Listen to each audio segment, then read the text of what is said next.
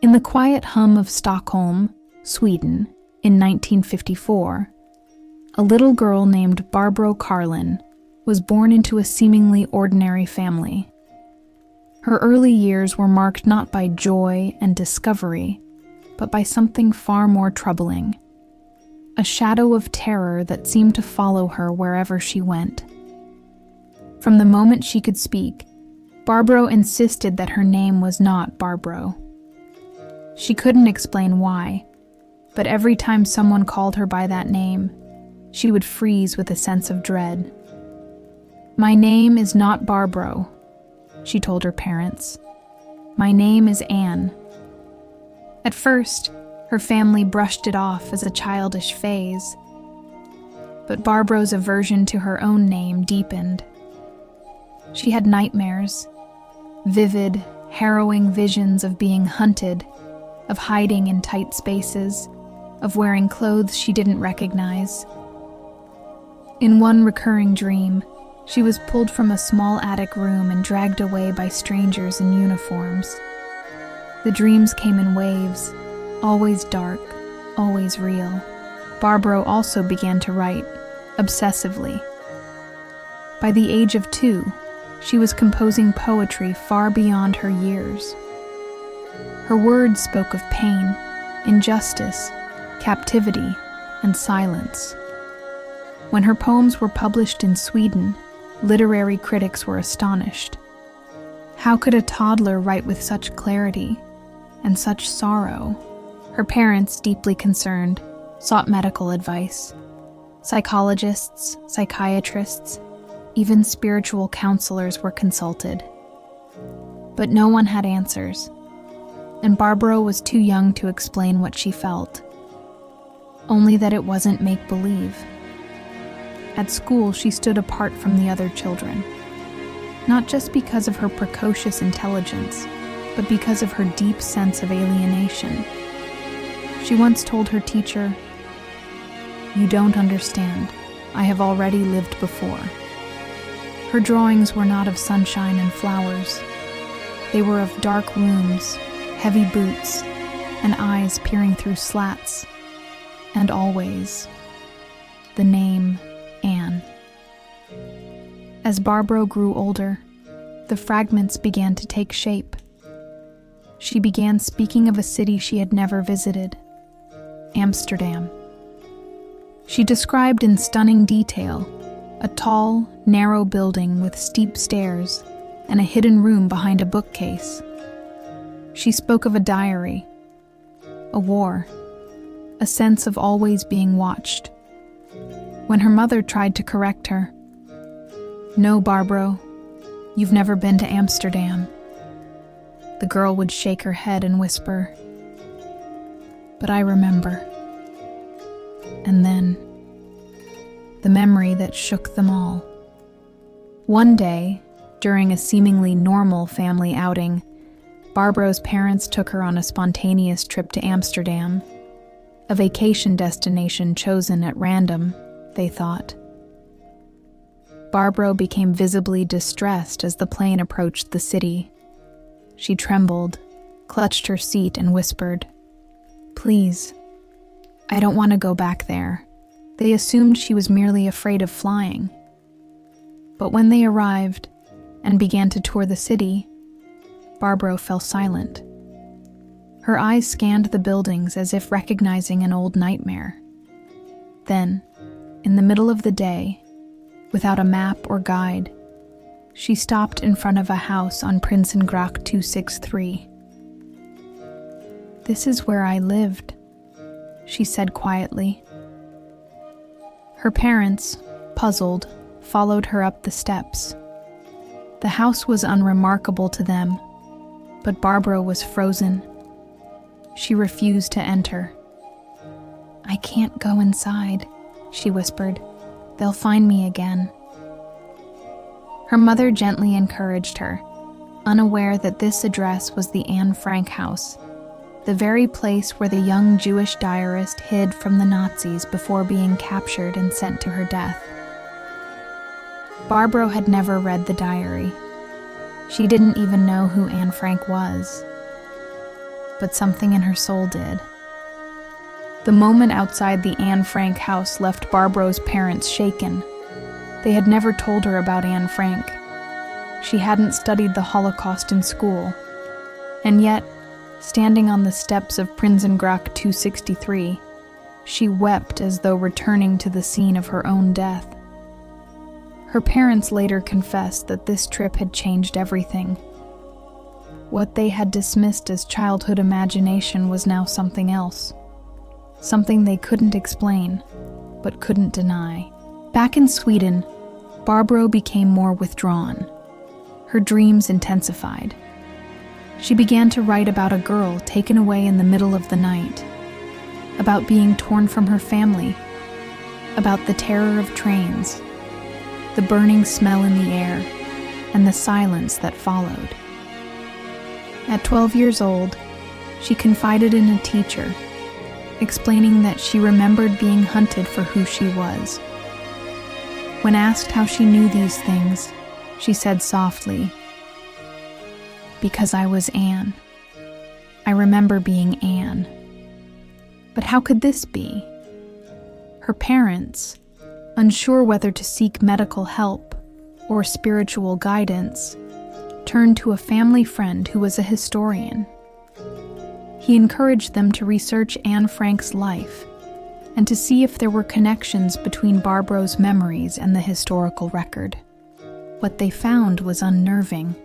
Barbro had mentioned specific names, Margot, Otto, Miep, before ever learning about them in school. She had written about hiding places, food shortages, the fear of betrayal. In one poem, she described a betrayal by a man who knew our faces, which eerily mirrored the theory that the Frank family had been betrayed by someone familiar. She even spoke of the Westerbork transit camp, a name few children her age would know. The coincidences were stacking. Still, her parents remained cautious.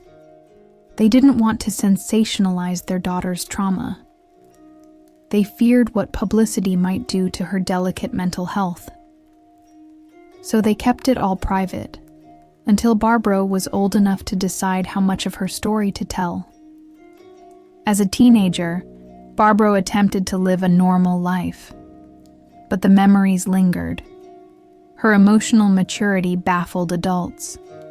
She seemed older than her years, as though she had already experienced the worst the world could offer. She struggled with identity, not in the usual teenage way, but in a deeper, more existential sense. Who was she? Barbro? Anne? Both? Neither?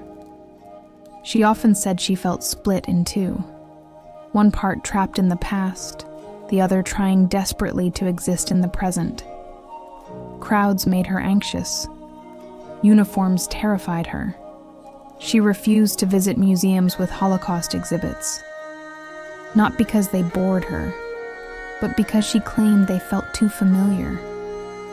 And yet, she didn't want to be known for it. She didn't want to be the girl who remembered Anne Frank.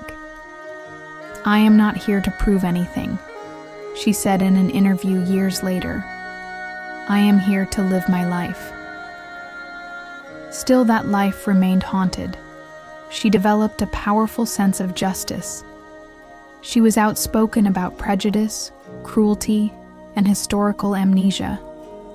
She wrote passionately, not just about peace, but about memory, how forgetting the past allows its horrors to return. She became an advocate not just for reincarnation studies, but for compassion. Her message was clear. Even if you don't believe I was Anne Frank, believe in what she stood for, because that's what matters. And yet, the deeper mystery remained. How could a child, born a decade after Anne Frank's death, know so much?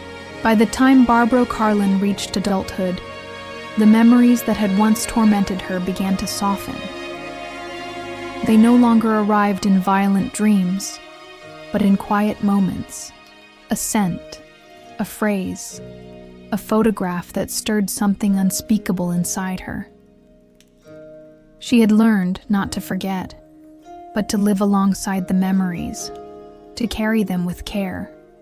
In her 20s, she decided to publish her writings, not as confessions of a past life, but as reflections of a soul navigating an unusual journey.